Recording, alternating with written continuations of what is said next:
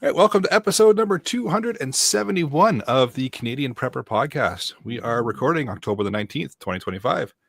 My name is Eric, host of the show, based in Southern Ontario, hunter, target shooter, ham radio operator. Something about ham sandwiches was mixed in here as well.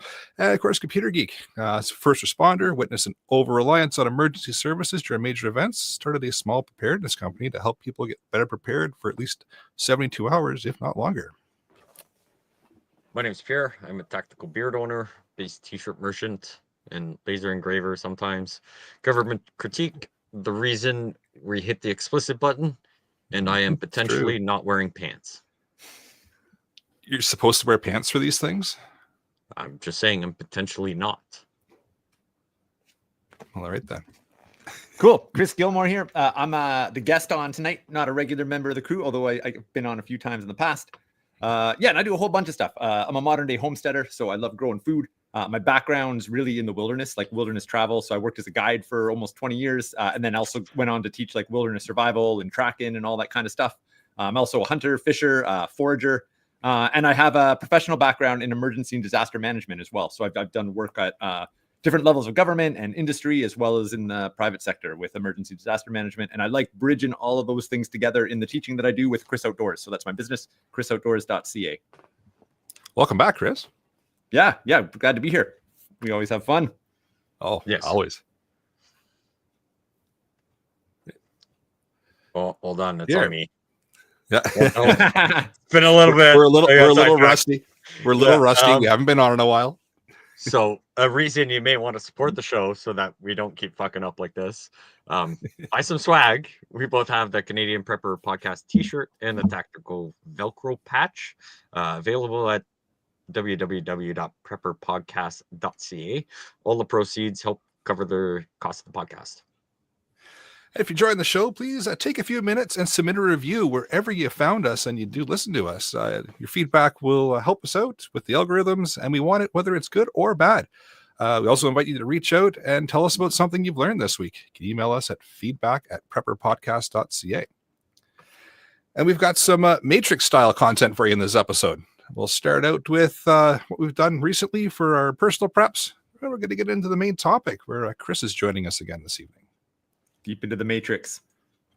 Way into the matrix. Red pill or blue pill? Clearly the red pill. Is there really a choice? No, there's not. You always follow the white rabbit. All right, let's start out with you, Pierre, for what we've done lately for preps. So getting ready for big bag winter coming. Mm-hmm. Woken up a few mornings and, my usual routine of letting the dogs out in my underwear caught me off guard. So I'm like, snow's coming. Check the snowblower, make sure it still starts, hopefully prior to the snow compared to a few seasons ago. Start looking at outside. Okay, what do we need to put away for winter? Get everything ready. I don't want this covered in snow and everything. Hopefully, fingers crossed, get the shed a little bit better organized, but at least get everything in there. Fuel rotation as per usual, food rotation, get rid of this, buy new of this. Did some scope swap arounds on 2 of my rifles. So looking forward to getting those officially zeroed in, not just bore sighted and everything, but the eye relief seems nice. As best as I can do from my house to, few houses down without the neighbors calling saying there's a guy shooting something. But eye relief looked good, zoom looked good and everything. So they're all torqued down the spec and everything. Nice. Looking forward to getting rounds on paper, hopefully in the near future. I've got a few leads on getting some stuff done, but just need to find time compared to everything else. So fingers crossed that'll happen. Time is a thing, which we have not had for the last little while, especially on Sundays. But, for myself, it's been pretty busy since our last episode, and all over the globe, all kinds of different time zones. So I've been able to implement at least some checking out hotels and different ways of getting out of those hotels and all those typical things I do when I travel. So that's been interesting, but it's been in different areas. So things are laid out a little differently. Plans have to be a little bit different. Language is a thing because not everybody speaks English. It's been an interesting time traveling, but glad to be back. was able to get the boat put away because Old Man Winter is quickly showing up. So it's all winterized and tucked away. The typical fuel rotation for this time of year, switching stuff around, getting rid of the old stock that I've had over the summer and topping stuff up for the wintertime. And of course, the good old yard cleanup, because that's a thing that has to happen. So lots of getting ready for Old Man Winter, because he is going to be here before we know it. So, and I think he's going to be a fucking dickwad this year. Yeah, he is every year. Yeah, this year seems like it's not going to be that great. So we'll see. I don't know. He's pretty bad last year. I don't know if he's going to bring more ice storms, but if he does, we're ready. He was really bad for you guys. He was really good for us. You guys got way more storms than we did. Like, you guys are sending messages and everything, and I'm like, I don't know, it's sunny and like -10 here. Yeah, like I'm out here in my underwear. I'm not wearing pants. Yeah. Yeah, but so we'll see. I mean, as long as it still stays your way, I'm happy with it. Fair enough. Chris, you got anything for this section? Yeah, I've been busy the last little bit too. And since I was on here, which actually wasn't that long ago, last time I was on here as a guest, just a cool little note on your piece there. I always find I travel a lot for work as well too. Yep. I was actually staying in a hotel this weekend. I was teaching all weekend long, teaching a hunting course. Nice. But I actually always find that a great opportunity for pushing situational awareness when I'm on the road. When you go into this new environment, you don't really know, and it's a great opportunity to take all those frameworks that we sometimes can be complacent with in our comfortable environment. When you get in the hotel and you're like suddenly paying attention to everybody, and you're thinking about the entrances and the exits and all those different things. So I actually look at traveling as like a training opportunity, Oh, 100%. As do I. Yeah. Anytime I'm in a hotel, I always try to map out the hotel, my entry points, my exit points, who's where, who should be here, who should be there. And then you throw in the international part of it, where you're outside of your normal, area and comfort, because like I said, language isn't a thing. It's different languages. It's different people, different customs, may not look and it's the just same as everybody that's look there. the same as everybody else. You stand out, so it's just a whole different world. Because Sam, I travel quite a bit within Ontario for work, but doing the travel thing internationally just amps that up even more. Yeah. So, but absolutely, I agree 100%, Chris. It's definitely a training opportunity and a great opportunity to sharpen some skills. Awesome. So other things I've been up to. So being a homesteader, we're getting ready to plant our garlic. Basically, all the root veggies are in. Everything's kind of in the root cellar, and we just got the bed prepped. So we got to plant garlic before the ground freezes up. That's a big one. Pierre, I've also been getting sighted in. I got my rifle sighted in the other day. Getting ready for deer season. I'm actually hunting deer bow. I'm going to start my bow season this week, but I got my rifle sighted in. If I haven't filled my tag by the time gun season comes around, and we're shooting some clays. I killed my first goose the other day, so I'm into my hunting season. But it was good to just get out and fire a couple of clays before getting out in the blind for geese. So a big part of my prep this time of year is actually putting food in the freezer, through hunting and then through the garden.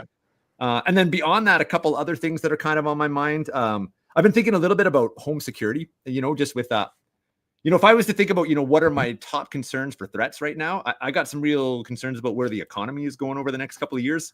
And a direct ripple effect of the economy is potentially rising local crime, right? So I've been thinking a little bit more about home security, doubling down on kind of like locks and security systems. And how much buckshot do you own?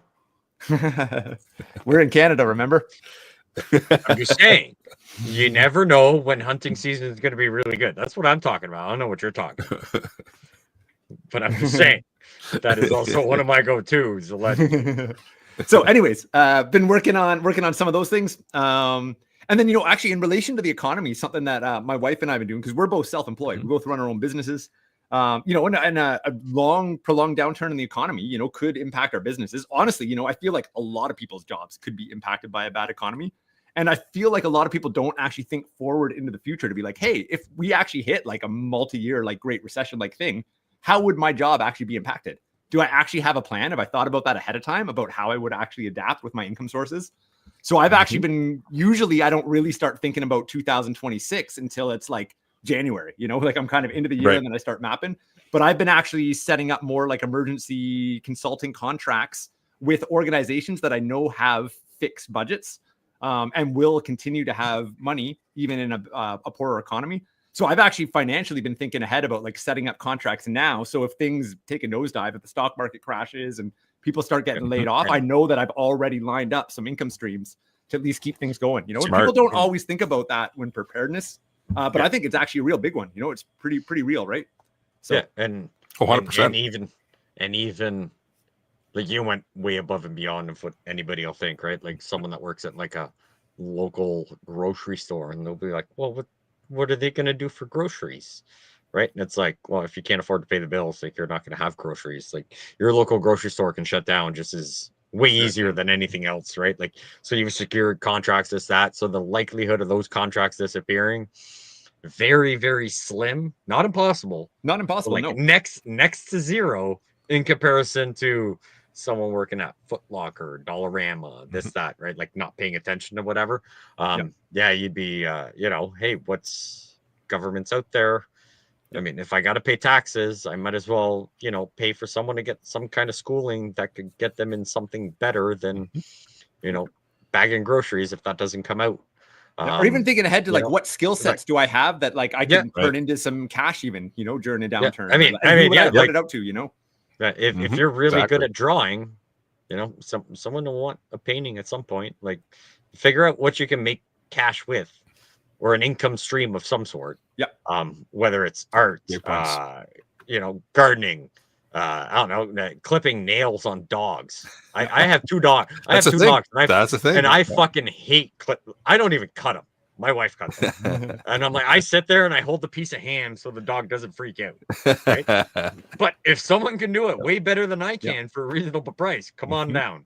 Well, for people listening, a good question you could ask, and that's what I did it for my business and my skill set. But I thought, in a downturn in the economy, what types of clients that I have a skill set that I can serve are still going to have money?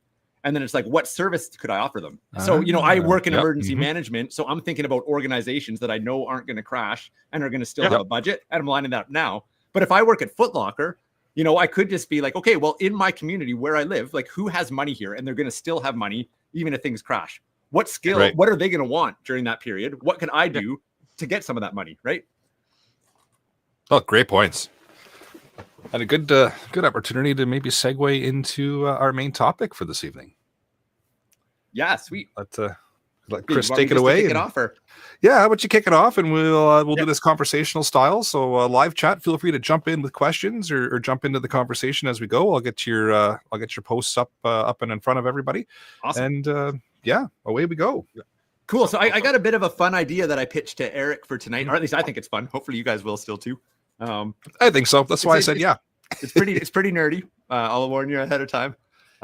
So I've been working in this stuff for like 2 decades now, and I'm a nerd. That's why I'm hanging out with Eric, and Pierre here tonight, and I love all of it. I've been working in doing martial arts on and off since I was a kid. I'm into hunting, I'm into foraging, I'm into fishing. I'm on a homestead. I grow food. I have a professional background in emergency management. I'm into shooting. Like I love all of this stuff.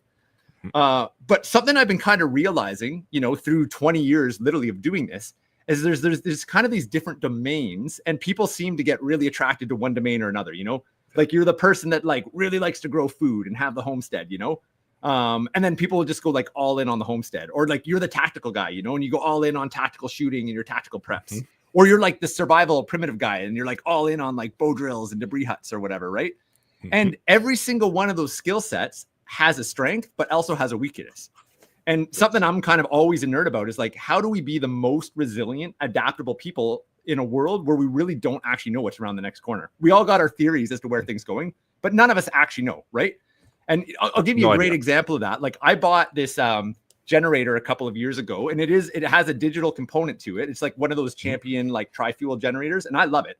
And I was literally talking about it, and this guy like went off on me about like, oh, what a dummy you are. Like that thing's gonna be dead and when there's an EMP. Meanwhile, like, sure, if an EMP dies, it's going to kill that generator, but it's actually saved the food in my freezer multiple times now and saved me enough money to have already paid for itself. So that generator is not a waste of money at all. It's actually been one of the most useful preps I've had. It's powered my home many, many times because the EMP hasn't happened, right? What I need to do, though, is actually acknowledge, okay, there's a weakness in it. But so many people get fixated on like this one scenario, or they're all in on like, I'll give you a quick example from each of those quadrants to kind of lay out this framework. And then I want to get your guys' thoughts on it. So let's say I'm the homesteader. I'm all into like growing food and solar panels, blah, blah, blah. And I'm living off the grid and all of these things. And it's like, sweet, I'm ready for the apocalypse or the recession or whatever. Wildfire comes through, burns it all down. It's gone, right? Or like social unrest comes, it's too dangerous to stay. Suddenly I put all my chips in this basket and it's gone overnight, right? Yeah. Tactical person, they're all into all the different skill sets. They got their gear, their training, their shooting, yada, yada, yada.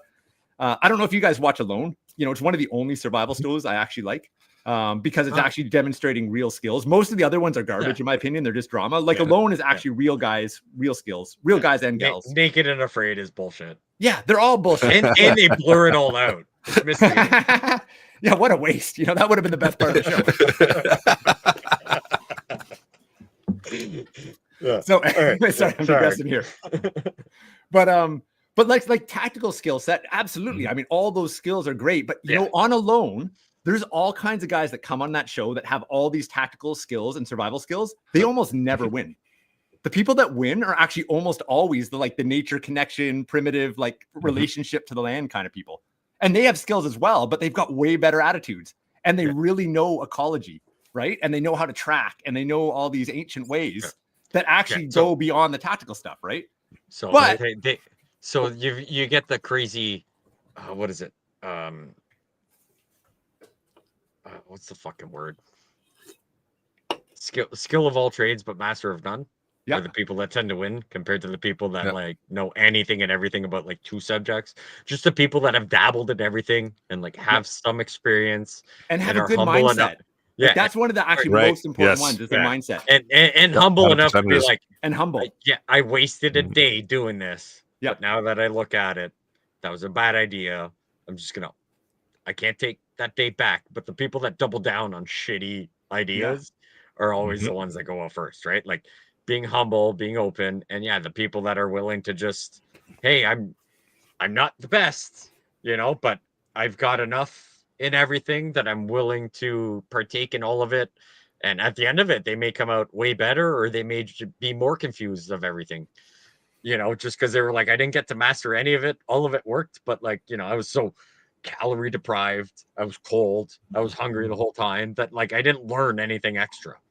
But those tend to be the people that capitalize way more than the one guy that can build a shelter in 2 days. I'm but if you can't find food, it's completely useless. Yeah. So these guys with this really well-rounded skill set in the outdoors and nature, and it's usually honestly the people that wake up every morning, they're oh man, what a beautiful day today. Because people that are really tactical and skilled, but they're just oh, this sucks. I'm wet and I'm cold. That weighs on you and you start to fall apart, right? But here's the thing: the guys that are really good at the traditional survival stuff, in an actual disaster scenario, you got an earthquake. I'm not pulling out my bow drill; I'm pulling out my freaking lighter, right? There's a weakness to that the tactical sits. So both of them have strengths; they both have weaknesses, right?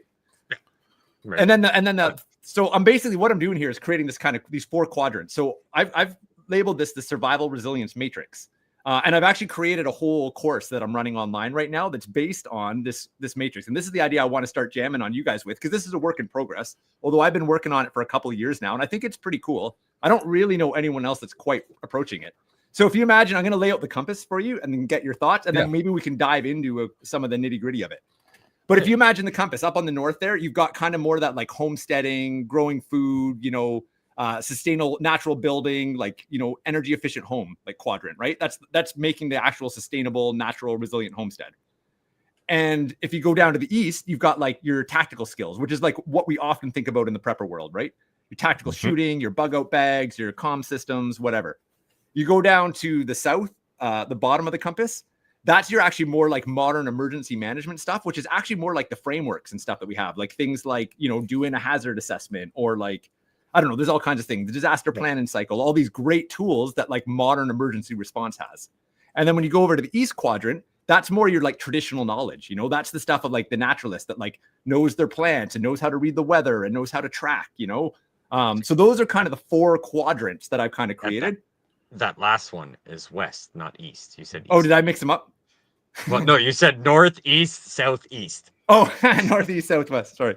Yeah, good catch. Don't worry about west. It doesn't matter. I warned you I've been teaching all weekend. I'm a half brain dead. So if this is incoherent, I'm going to blame it on the fact that I've been teaching for 2 days. So basically, here's the kind of hypothesis that I'm working with this is that, so you're not going to be a master in all of those things. It's not practical. And generally, most people are going to be drawn to one or the other. But I am creating the hypothesis. If you actually want to be a badass human, and be the most resilient and adaptable to whatever life throws at us, which I think just makes sense. And honestly, I think for most of human history, that's what humans were. And in a very short period of time, we're not that anymore. That's turned my into opinion what there. most of society has turned into. Yeah. It's a whole other podcast. Yeah. So my hypothesis is that, all people should have like at least some basic knowledge of all four of those areas and some basic skills of them. And then within your community or your crew, your family, whatever, you want to have specialists in each of those. And that if you do that, you've actually got a really well-rounded skill set as an individual and as a community to weather whatever unpredictable thing life throws at you, So that's kind of my whole hypothesis for the survival resilience matrix. And I've created this whole course and training model around it. And then there's another layer I want to add to it because we basically now overlay that over these different kind of skill sets. So I want to share that. But before I go there, I'd like to get your thoughts on just the model in general, the advantages, maybe any holes you see in it. I would swap south and north. Oh, just for the directions? Why? Yeah. Why? So building your homestead obviously is almost any prepper's dream. May not be feasible. Yeah. But the reason I would say, so you always want to go north. Your south was what's your management, what's your bug out bag, your plans for this, plans for that. You don't have a homestead. Your north, for you specifically, your homestead is that, right? And then you've got other criterias for that's cool. Thoughts? Disaster management, this, that. I don't have a homestead here, right? Like if I get chickens, I better hope my neighbors don't rat me out. That's where I live, right? Ideally, that's not exactly where I want to be. So I would switch north and south and say, risk assessment, what can you get away with? What can you plan for way better? And then your bug out bags, communications, this, that, blah, blah, blah.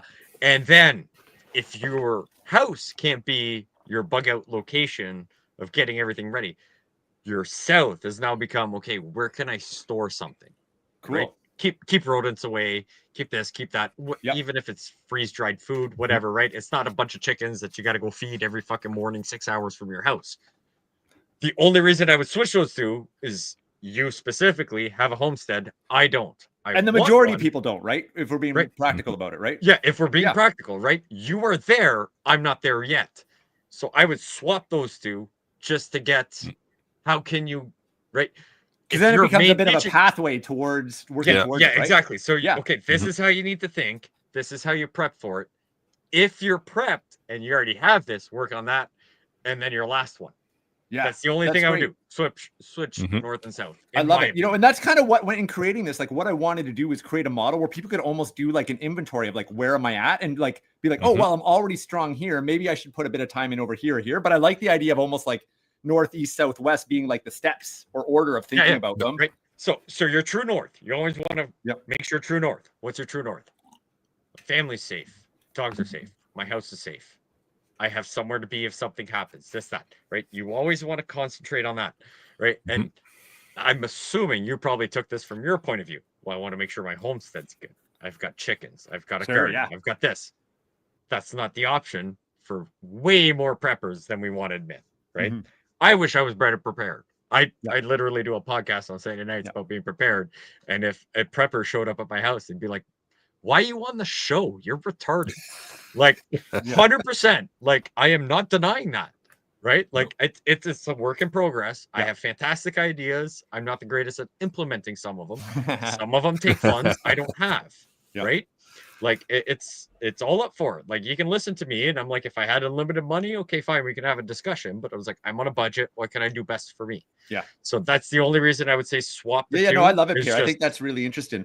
You know, I'll just add one, and then I'd like to get your thoughts on this too, Eric. But the other thing I just lost my here. Why don't you go? I just totally lost my thought.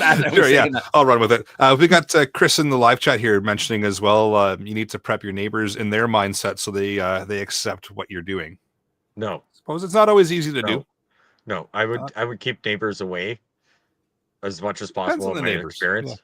So if they're already in the same mindset and you can see they're doing whatever, but I don't want to convince my neighbor, hey, I'm doing this in case something happens, and they don't agree with it, but at least they're not ratting me out, because now I have someone that's going to knock on my door, and I'm going to feel really bad, kicking "Go fucking away." Aunt Yeah. Janet out because you know Yeah, she's like, I'm hungry. Can I have some rice? And I'm like, I fucking told you 6 months ago, rice was on sale. You should buy more, right? Like, Yeah. so if they don't already come off as that mindset, like, you know, fine, getting chickens. It's a I mean, fine line. Yeah. yeah, there's a really fine line, and I don't think that's a first meeting conversation with someone. You know, that's a few fires, a few suppers, and Yeah, and that's actually going to build on into the next layer of the model we're going to get yeah. into too. So And we'll be touching on honestly, that. going to their I house like and it. fucking snooping. Right? Like, I'm not gonna say, hey, how many cans of food do you have? But I'm just gonna be like, you know, go over and hope they ask me to grab something from the pantry for them, and I can kind of open it up. And I'm like, they got like a day of food, and they go to the grocery store every day. So Chris is kind of pointing us in Yeah. the direction of what he's actually thinking. He said, we've misinterpreted what he meant. They need to Oh, okay. learn to leave you alone. So Okay, so we're in agreement. really easy solution for that. Once a week, vacuum your driveway in your underwear. Problem solved. All right, let's cycle back to Chris's matrix. So when we're not vacuuming the driveway in our underwear, that is. So Yes. I like the idea of it. I think you're 100% bang on with everybody focuses on one area of preparedness that they get drawn to, and everybody gets into the preparedness world because there's that one section that they are like, this is a concern for me. I need to fill this concern. And then they kind of from there spider off a little bit into the other quadrants that you talk about. But you're 100% right. They don't really get skilled in those other areas. They just kind of dabble in them. And I'm guilty of that 100% with communications, right? Like look at your backyard. I've dove hard. Look at my antennas, right? I've dove hard into that section of the preparedness world, right? And bit hard into it and ran with it pretty extensively. But there's other areas where I would trip and fall very quickly. So your matrix idea of kind of laying that all out in front of somebody and saying, here's all the areas. This is the area you're good in right now in this quadrant. But if you look at this quadrant and this quadrant, it just kind of puts it all out in front of you and makes it easier to digest, I think, because it makes you think about, okay, I'm good here. I kind of know this. I have no idea about the east and west, but north and south, I'm good. Or west and east, I'm pretty solid there. But south and north, I've not touched at all. So it kind of helps visualize it and kind of get you thinking about the other areas and kind of breaking that focus on the area that you're comfortable in, because that's what happens, right? We get into it, we get very comfortable with the subject, we get into that little bubble, and that's our comfort zone, and all humans don't want to get out of that, right? It's comfortable, it's known, it's a good area, so why get out of your comfort zone? I think this kind of paints the picture to show you why you should and where to go. Yeah, and it'd be nice if you can figure out, now this goes way above my intellectual thing, but just like a questionnaire that would put someone, you know, if they're more west south or west north or whatever, and then take everything and then come back, you know, 4 or 5 months later after doing regular work or whatever, and see if they can get to that middle point where they're kind of comfortable in everything. Right? Yeah. Like we've all done those tests, you know. Are you a visual learner, an aptitude? Are you a compassionate? You know, we've all done those tests at some point in our life, right?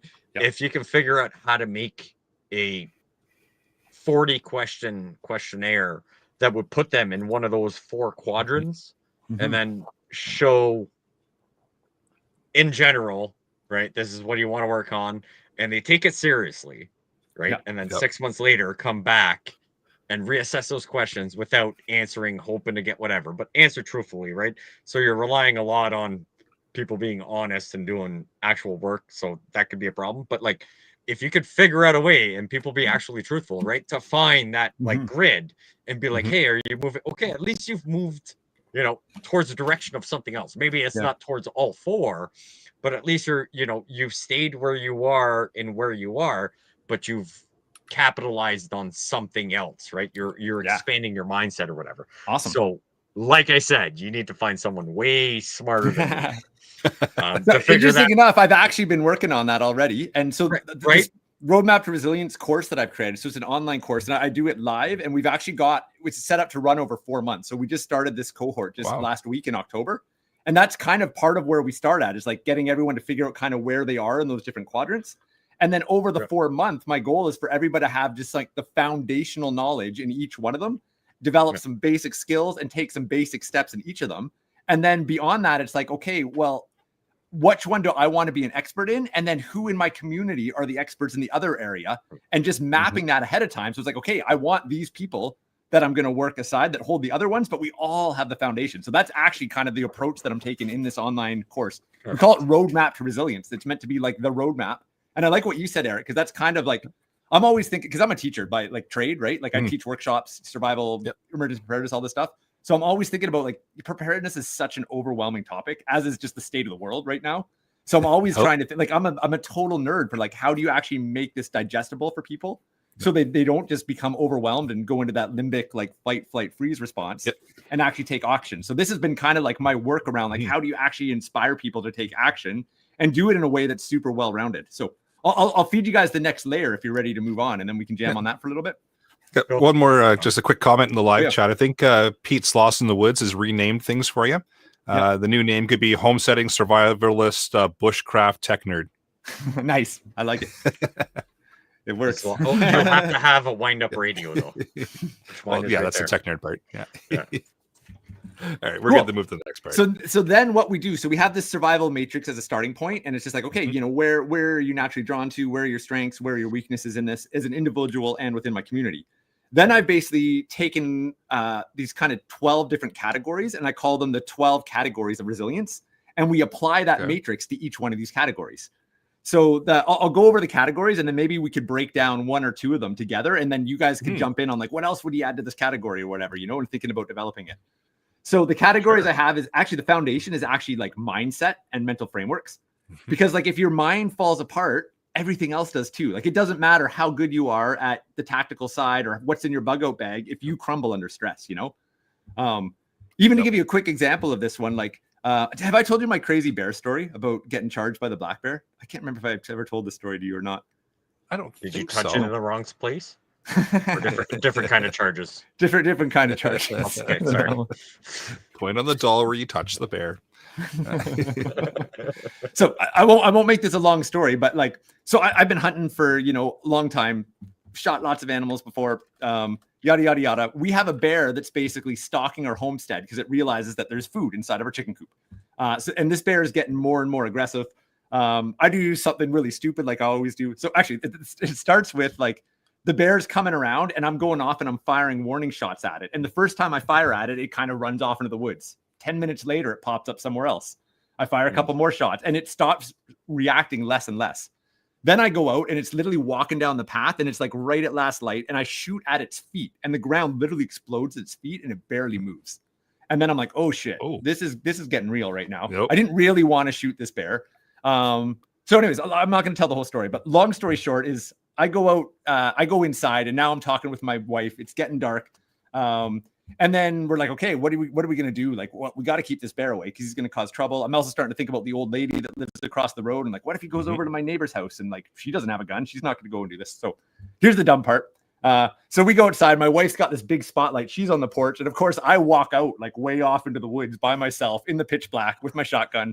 And sure enough, the bear is up this little hill and it charges me in the dark. Like straight at me, like just comes at me. Like it was terrifying. And I start backing up and unloading rounds at this bear. And I empty my 3 rounds in my shotgun. Yeah. It's like point blank, like right in front of me. I missed all 3 shots because I panicked, right? When your mind falls apart, like that's I've taken way further shots on deer and killed them, but I missed all 3 shots because my mind fell apart under the stress. Now, fortunately, because I think I fired the shots, the bear spooked and he basically like did the like charge and then literally turned 90 degrees like right in front of me. I could have spit on him and then ran off. This happened in the dark. I'm fucking terrified. I run back to the house. At this point, I actually have a smart idea. Yeah, change my underwear. Change your underwear. And then I have a smart idea. You know what? Why don't I go up on the roof and try and shoot this bear from the roof with a spotlight, not just walk into the woods? And I did end up having to shoot the bear because he kept circling and I shot him off the roof. I think now that I've gone through that experience, I think at least that I would actually have the nerve, because I've got now that in my body, because what I needed to do is actually take a quick breath and actually freeze, lean forward and aim. Yep. And then it would have been one shot, right? Now I didn't Yeah. have that life experience. I panicked. So anyways, all of this is just to go back to the mindset piece, is like we need to train our mind and inoculate ourselves with stress so our bodies actually respond well under stress. If we don't, we're liable to, like, those skills or the gear might not actually save us, right? So anyways, the first kind of pillar or category is actually like the mindset piece and the framework piece. From there, we have situational awareness. That's category number 2, which is like threat prevention in the first place, right? Prevention or at least puts me ahead of the curve. Number 3 is skill sets around shelter. So protecting ourselves from the elements, yada, yada, yada. So shelter could be home, or it could be like what I'm staying in out in the woods. Number 4 is skill sets around water. Number 5 is skill sets around fire. And by fire, I really mean in our modern context, like in wilderness survival, it's literally fire. But in modern context, fire is like energy, it's light, it's the ability to cook, right? So I include all of those under the fire skill set. What am I up to? Number 6. So number 6 is food. Number 7 is yours, Eric, communications. Number 8 is like kind of like health and hygiene and first aid and medical stuff. Number 9 is personal safety and protection. Number 10 is actually emergency kits and gear. Number 11 is the ability to travel. And then number 12 is actually the community component, you know, because the lone wolf is only going to get so far, right? You're going to get a lot further with some people. So I've got these basically kind of like 12 areas that I've laid out. And then what we do in the course with the survival resilience matrix is we literally now take our 4 categories. And this might be starting to sound complex to people, but I think once you have it mapped it out, it actually makes it easier because it literally gives you a map. So I don't know if you guys want me to go into the first one. I want to give you the example of my categories for situational awareness, or if you want to comment on this first. Yeah. So what I'm more interested in, so you have 12 subcategories and 4 main categories. So how about you break down those 12 subcategories into how you would put them as north, east, west? Yeah, that's what I want to do. And then let's get into what we want. Sweet. Yeah. So I'm going to do the situational awareness one for the first one, because I think this is kind of a fun one to look at. Okay. So that falls under north? No. So we're north, east, south, and west are going to go overlay on each one of these 12, right? Because I want... But you're going to have some points that are more north than south, correct? No, I got points in all 4 for each of these 12.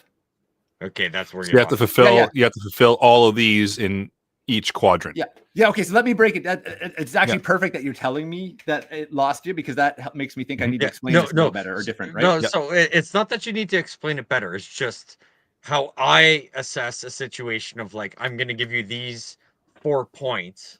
Right. These are the 4 pillars. Let's just say, right. And then these 12 are the sub support for the 12 or for the 4 points. Sorry. Yeah. So I'm going to overlay the 4 pillars on each one of those points. So here, let me give you. Can I give you? I think once I give you the example, it'll help. I get what you're saying, and I'm not saying sweet, you got wrong. it there now. I'm just I understand it, but I just feel like there's certain points that would relate more to one compared to all 4. Yeah, I do agree with that. In some of them, there will be more in one than the other. Absolutely. Right. So you've got your 4 points, your 12, 3, 6, 9. Right. So fine.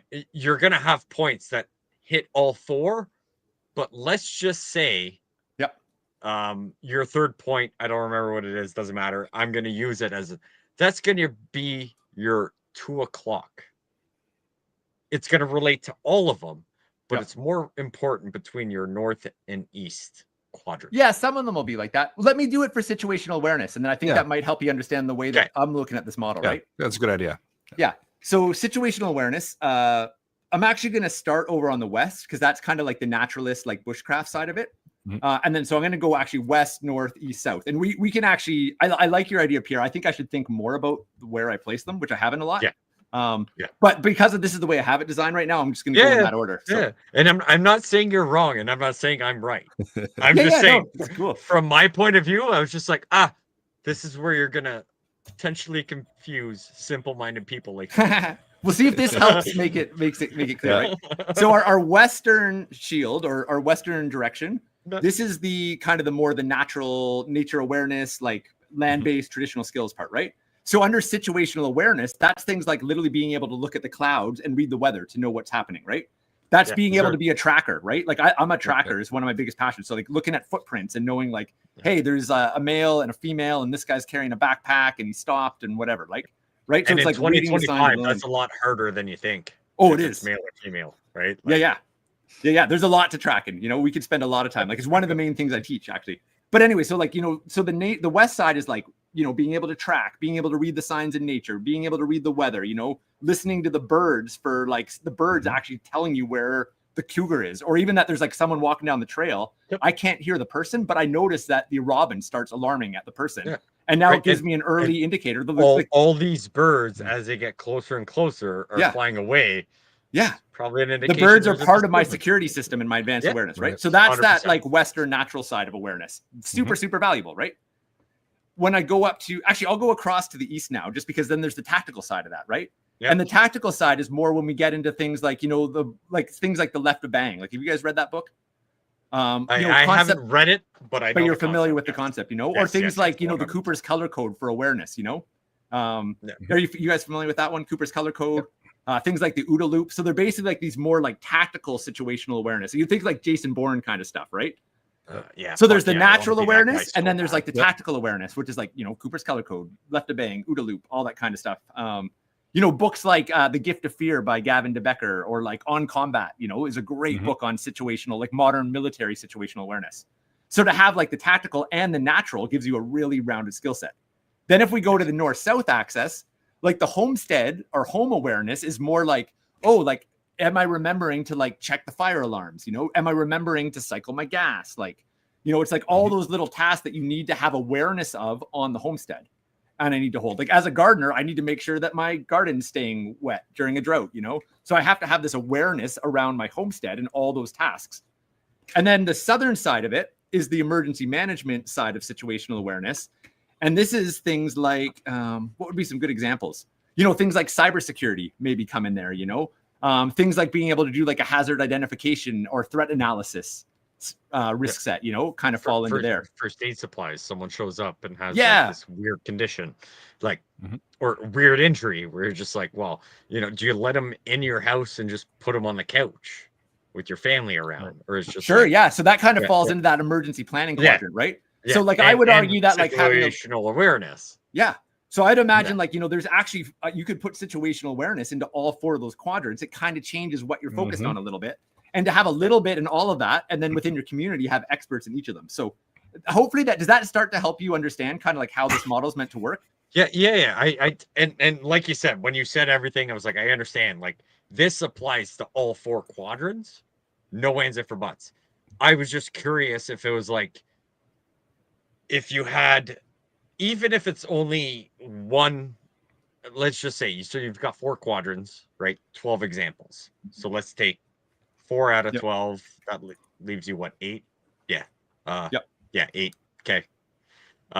So you've got 4 that are majority in each quadrant, and then the other 8 intertwine with all of them. Just because that's just how I associate everything, right? You build this quadrant, right? You've got north, south, east, west. So one is going to be way more north, east, and south than west. North, Yeah, south. some of them do fall more into one area. Yeah. Yeah. So just having those defining points of like, hey, this one applies to all, or this one applies way more on this side. Fine, we can apply it to something else. Yeah. But they're way more important on personal security. Your first aid, right? First aid, yes, technically applies to all of them, but don't necessarily apply to what was the fourth quarter west? Yeah. Well, the Right. natural one. So for first aid for the natural one, right? A great example would be like your Western quadrant is more like, I know how to go into the woods and harvest herbs for stuff. Whereas like my Eastern quadrant, the tactical is like, I know, like I have an IFAC kit and I know how to do like tactical trauma response, right? Right. So they actually, at a first aid actually falls, you have both those quadrants covered. Right. They do. But if you live downtown Toronto, are you going to go look for those herbs? Well, okay. That's a great question. No. Right. No, but and I'm not saying either one are bad. I 100% agree with you. I'm just saying, it won't apply to the West depending where the person lives. No, I disagree. I want to challenge that one. Okay, I'm all Yeah. down because I Yeah. could be 100% wrong and I'm okay with it. Cool. Yeah. So I love this questioning process, and this is what I want you to do because I'm working on this model. So try and poke holes in Buddy, it. I will go get another drink and we can go for hours. No, I mean, this is how you grow a model and find the holes is by It challenging is. it, right? Oh, It is, 100%. 100%. Yeah. So why I think so again, you got to remember that the whole idea of this is like to make us adaptable for any situation, right? Yes. So the person Yeah. in Toronto, I agree 100% that like their first aid kit and their tactical stuff is more important for them for most scenarios. But if they want to be a well-rounded person that's adaptable to any situation, it's like maybe they're away on vacation and they're actually in a wilderness area up at a cottage, they're up camping, and the scenario shit goes down. And now they have that natural component to adapt to it, you know? Or it's like you're in the city and it's like you actually run out, you know, this is a long-term extended emergency and you actually run out of your first aid supplies. Now I need to go into the local park to find some of those perks. So yes, I agree that in a city, I would put a bigger emphasis on the tactical skill set, but that other one actually still makes you a more well-rounded person to the array of stuff. And the whole idea around this is actually being well-rounded. Now, where this up here, I just came up with this idea based on what you shared before, though. I've kind of got them in these directions based on a different way I was thinking about them. But if you were to put them into more of a pathway or a journey and like on in what order, then I would actually say, well, you know, if you're in a city, you want to focus on the tactical side first. And then once you feel like you've got a good foundation, then you're going to move on to the natural. If you live in the country, you might actually want to focus on the natural first. 100%. And then as you get them there, then move over. So I think I still think everybody should have both of them, but which one you focus on first absolutely is relevant to your environment. And it would be neat to create the model in a way where people could actually understand which the best order to move through them is. And I haven't given as much thought to that. Yeah, right. Because like you said, hey, I have an idea and you're going to relate to it as you live, which I would do the same. Anybody would do the same, right? You live a homestead, you live probably a little more secluded than some of us and that. So you were like, hey, this is important, which it is. No ands, ifs, or buts. I'm not denying the fact of learning all of the things. But I just find if you can find that criteria for like, if you already live secluded, you probably know most of this and you want to fine tune it. You want to get more information. You want to get more training, blah, blah, blah. But the guy that lives downtown Toronto and never goes camping and is never going to be in a scenario where the zombie apocalypse happens while he's in a weekend at Bon Echo Park, doesn't care what fucking mushrooms to eat because he's got a headache. That guy's going to go find Tylenol. Yeah. I would argue there's places where there is no Tylenol as an option, though. I agree, but downtown Toronto is probably not where we want to negotiate where there is none. Right? In most cases, right? We're talking long-term, right? Societal collapse after 3 months. Yeah, you're probably not going to find Tylenol. Power outage for 4 or 5 days. Oh, absolutely. Have an extra bottle of Tylenol in your house is probably good. Yeah. You should know if you can't go find this willow bark and put it in hot water for this amount of time, let it steep for this amount of time will help. But at the end of the day, they're probably better off just buying an extra bottle of Tylenol and keeping it.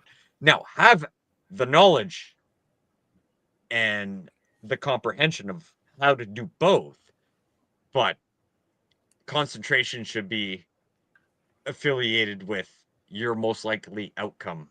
Yeah, well, so let's go back to like the whole premises then, because that's actually a great point there, and that I think we're actually on the same page with this, Pierre. Because like my hypothesis is that everyone should actually have the basic knowledge and the foundational and stuff in each. So everyone should have Tylenol.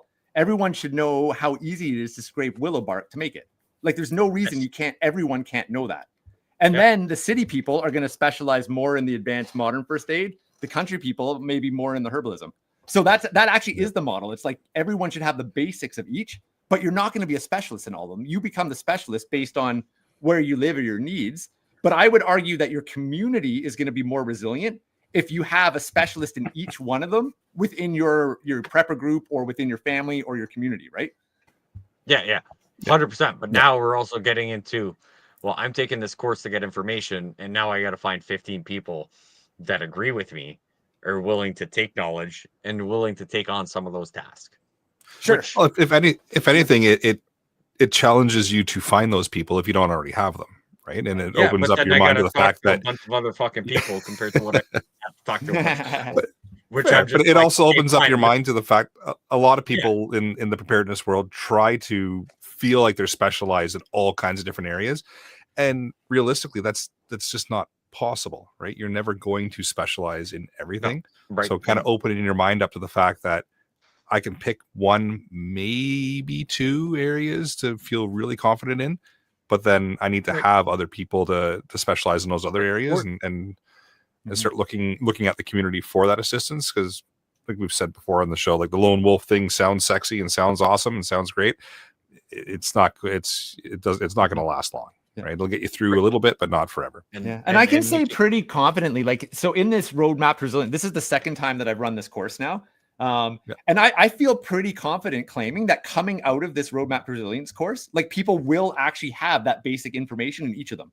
And then they'll be like coming out of it, they'll be like, okay, I help people basically now break it into, okay, I want my short-term plan, my middle term, and my long term. And I'm going to now apply that to the realities of my situation. So it's like, if I live in the city, I'm going to be focused a little bit different than the person that lives in the country or homestead, whatever. Right. Which makes total sense. Over a 4-month period, my goal is actually to get people where they actually do have the basics in all of those. And they understand a pathway to go deeper in all 4 of those quadrants. And then they pick which quadrant they want to go deeper in next. And what's cool is, like, if you think about this as a long-term journey, like I remember I kind of got into prepping like 20 years ago. And 20 years ago, like I thought shit was going to hit the fan any day. And here's 20 years later, things are still going. And Bro, I've learned a lot of remember skills. the Y2K. Yeah, totally. Right. Like we all remember Y2K. Yeah. What a fucking hoax that was, right? And then anybody younger, way younger than us or whatever, the Mayan calendar. Sure. Yeah. The world was going to end in 2012. Yeah. The Mayan calendar ended. It was the apocalypse. Yeah. Right? So over Y2K, time, everything people was have gonna time to whatever. actually, if things do keep going, you can actually develop like a pretty high. And I would say that I actually do have probably a higher than normal competency in all 4 of them. But that's 20 years of work to get there. And it's actually been a ton of fun doing it. Like, what else am I going to do with my time? I might as well like learn cool skills. Like trying to be a badass human is like, that's a pretty reward in life. And it makes you valuable for your family and your community. And then we also want to acknowledge our holes and our blind spots. And this helps us acknowledge those and figure out how do I fill them in too, right?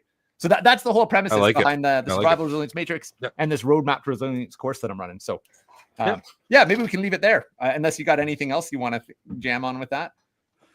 No, I like the layout. I like the setup and kind of how you start out with your 4 quadrants and then you build each of them out progressively and just help people identify where their strengths are, where their weaknesses are, where you can kind of help build that up. Because I think you're 100% right. Everybody needs to have a basic level of knowledge of all those areas, and then choose the one that they're comfortable with and specialize there. And then reaching out and having other people in your circle. It has to be a thing. Like you're not going to get by just lone wolfing it. So having those other specialists working with you, I think you're bang on. I like this. Cool. Sweet. If you come up with any other ideas or if anyone in the crowd has thoughts, as I said, I do want to keep improving it. I'm going to play with some of Pierre's idea around like it more as like a roadmap or steps. Yeah. But if people have ideas, reach out to me too. My email or my website, chris@chrisoutdoors.ca or reach out to me by email. If anyone is actually even interested in the course, we have started already, but we're only a couple of weeks in. So if you wanted to come and join us, it's not too late to join. So you can check that out on my website there. It's the Roadmap to Resilience course there. I did actually make a coupon for folks tonight too. I think I wrote it down, but it is. Hopefully you did, because if you gave the wrong one, people are going to be pissed next week. Yeah. So CP, so for a Canadian prepper, CP100 will actually give you $100 off if you want to join us on this round of it. So CP100, chrisoutdoors.ca, and under the courses, look for Roadmap to Resilience. So one other thing I'll just say that's kind of cool about this course too is just by the nature. So we've got 60 students enrolled in it, and most of them have already done like a bunch of work in at least one of those quadrants. So when we get together and have the live calls, people actually share a whole bunch, right? And like, so like we're actually pulling in experts, and like I'm learning. Like the other day we were on, and there was this guy that was he was an engineer, and he's a total nerd for backup energy systems, right? And like he's into like rocket mass heaters and like how to rig up like the best way to rig up generators. That guy can come over to my house for a week, all right? Yeah, I'm just but saying. it was amazing because just in our community, like I'm facilitating the course, but I'm actually learning because here I'm kind of this generalist, and here's a specialist.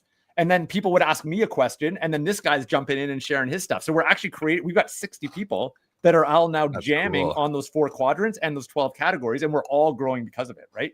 Yeah. No, that's awesome. I can hear Scott asking, does that engineer know anything about gasifiers? I don't know. He's not here tonight. So and how many carbon monoxide monitors you need for yes. each. Yes, this is true. Yeah. Yes. I had to get the jokes out because it's been a while since we've done a podcast episode. So yeah, it has. Like I said, the only thing I would recommend, swap north and south. Cool. Just because the quiz is a cool idea too, actually. I mean, we kind of do that with the students, but I wouldn't mind actually having a quiz that they take when they join that actually kind of shows your strengths and blind spots. Yeah, and then redo it near the end and then redo it when they've learned something, and everybody needs to be honest, and they need to put hard work in, and blah blah blah. Yeah, and hopefully people doing stuff like this are probably very truthful and all that stuff. But yeah, if you could actually find like, if you need to do like a case study, right? Like get 50 people to take the course and answer truthfully, and then 4 months later answer truthfully with the same amount of people. It would be nice to see like where and it'd be cool at the end of the course, because then you can kind of celebrate how far you've come, right? Yeah, or just like, hey, I wanted to learn all of it, but I learned a lot more in these 2 sections, 3 sections. Yep. Where I'm like, okay, this is where I'm failing. So it's like, I should make more connections to help support this section. Someone there that can't do the tactical, can't do the hunting, can't do this, can't do that. Cool. Right? You can take care of the part that I can't help, but I will help you if you can help me, right? And building that, all of the things like, and if people are open to like, hey, this is where I live, this is what I learned, and I'm like, you'd be surprised how many people can make connections, even though you're 5-6 hours away. Information can be told when all is good, and right, like we're doing a fucking StreamYard call right now. None of us live within 5 minutes of each other, So what's neat in the course though is some of the people in the course actually do live near each other, and now they're actually getting together and chatting and building local groups. Cool. So we're actually building a community through the course too, right? That's cool, right? But I mean, like I have people that I talk to that are 2 time zones away. For stuff, right? Because of the podcast. So it's like, even though they can't be there, if my power goes out and they have gas and I don't, they can't help me with it. Yeah. But the knowledge prior to all that, when everything's good, right? All that is worth its weight in gold. When times are good. When times are good. When times aren't good, right? They may like fuck off. See if they're still around. Might be a thing, But one other thought for you, Chris, if you're going to do that, test or knowledge checking or whatever, maybe even have them come back a year later. After and just say, okay, now you've done the course, we've laid the groundwork out for you. Just like a reminder email in a year and go, hey, take this quiz again, see where you're at now. I love it, because some of them will trail off, right? And some of them will get back into their comfort zone just because that's human nature. They'll fall right back into, well, this is where I'm comfortable.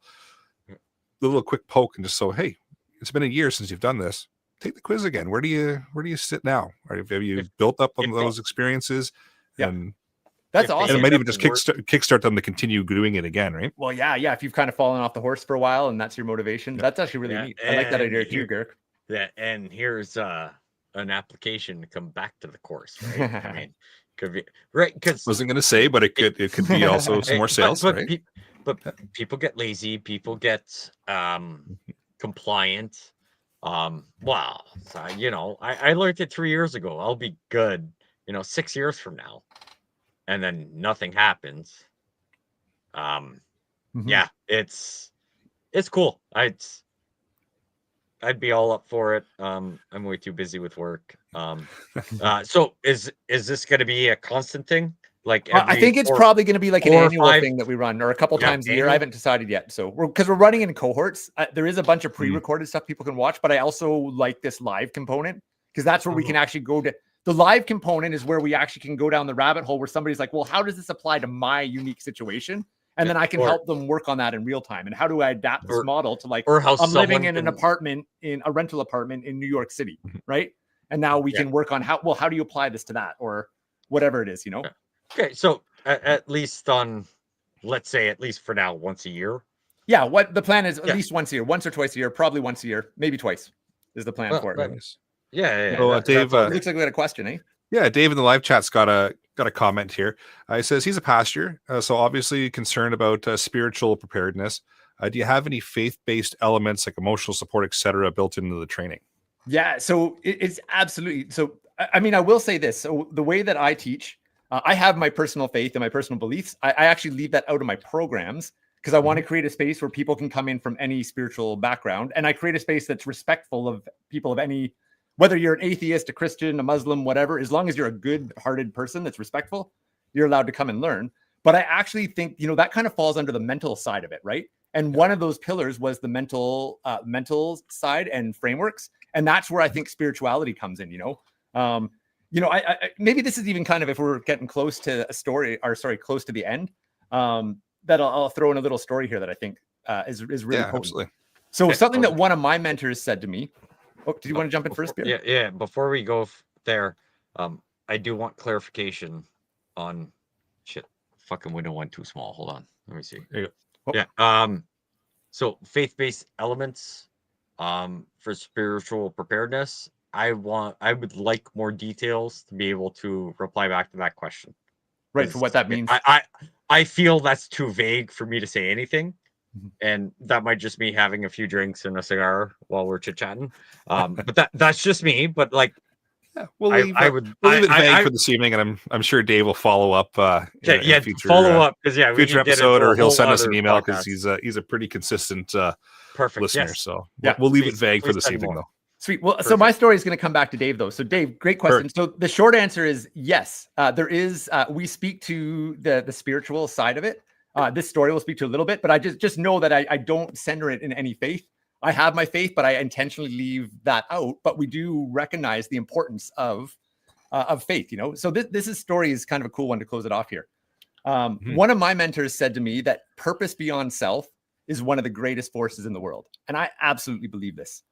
And a number of years ago, I'm out on my trap line, and I'm out there with my best friend's 6-year-old son wanted to come out on the trap line with me. And so we paddle way back into the woods in a canoe, right? And we're out there checking my beaver traps. And these are these big stainless steel 330 Connie Bear traps. And Chris does something else stupid in the woods again. So literally, I did something I shouldn't. I took a shortcut, and the trap goes off, and it slams my hand in it. Ooh. This is meant to break a beaver's neck, and it slams my hand. My eyes go black. Like I've dropped to my knees, and I'm about to pass out. Literally, I literally can't see anything. I'm on my hands and knees. I'm about to hit the ground.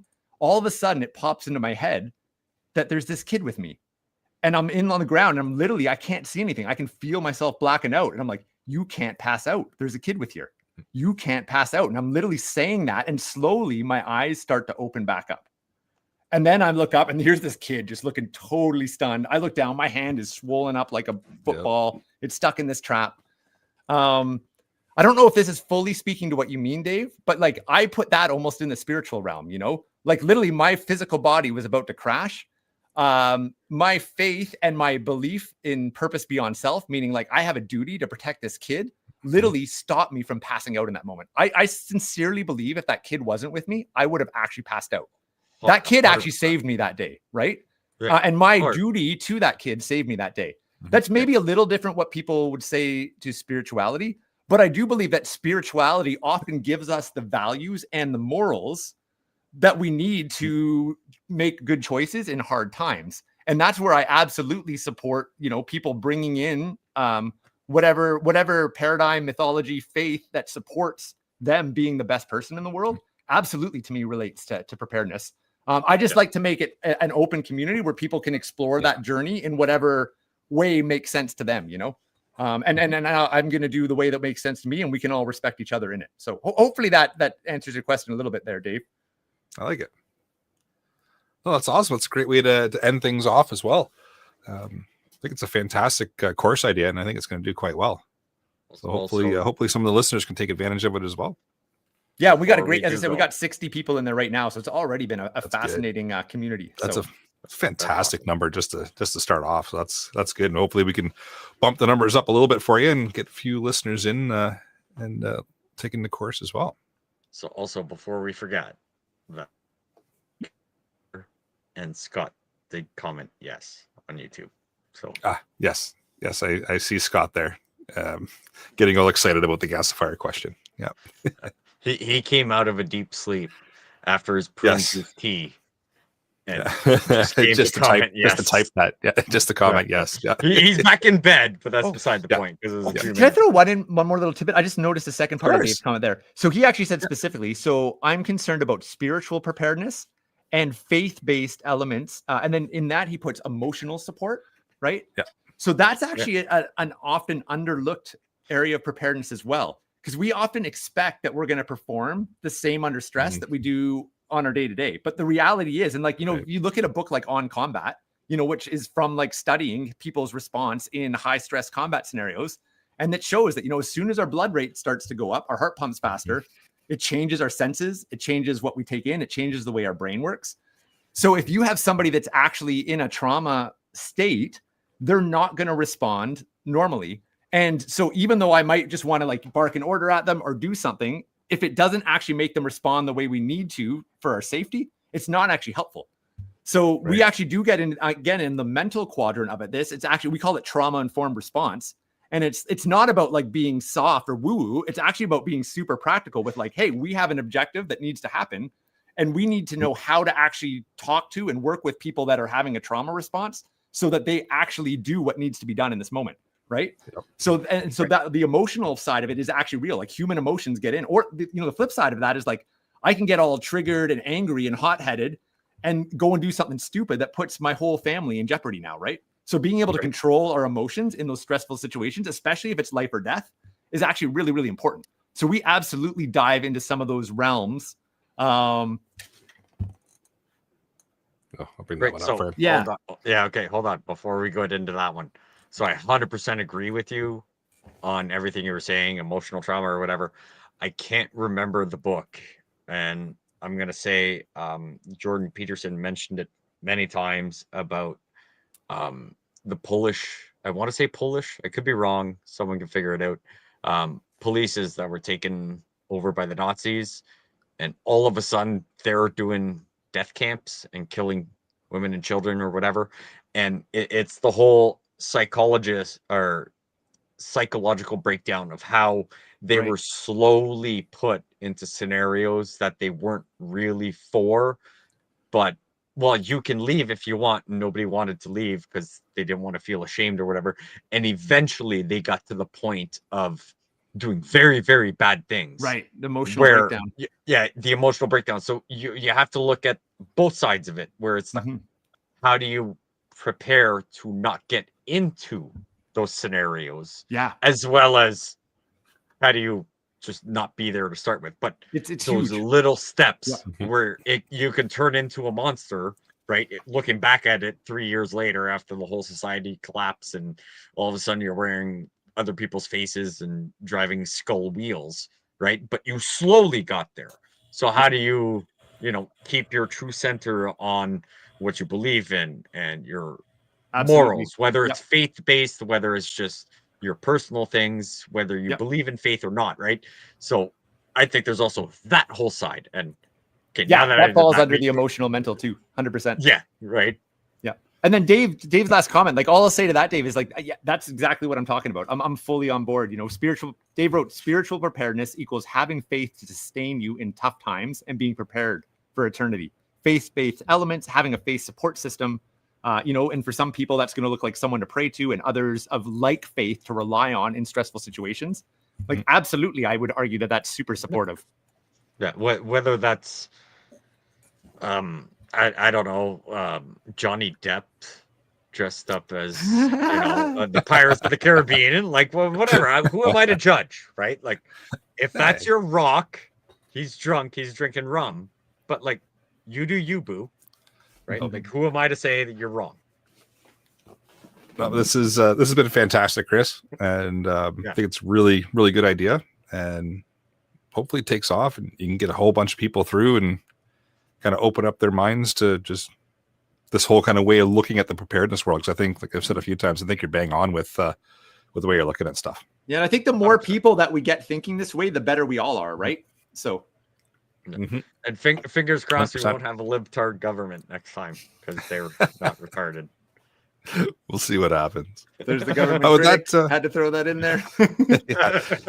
It's part of his character on the podcast. Yep. Yes. So with that, maybe we'll move into upcoming events here. We've got the annual Preppers Meet 2026, I guess, coming up in July.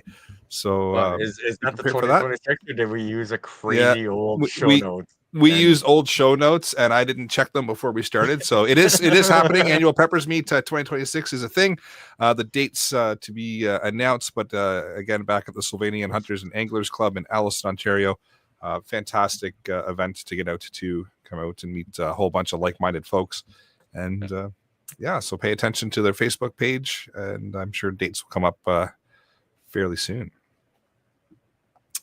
But with that, I'll bring episode number 271 of the Canadian Prepper Podcast to an end. You can find the podcast on iTunes, Spotify, or really your favorite podcast app. Pretty sure they're all going to still publish us, even though we took a little bit of a hiatus there.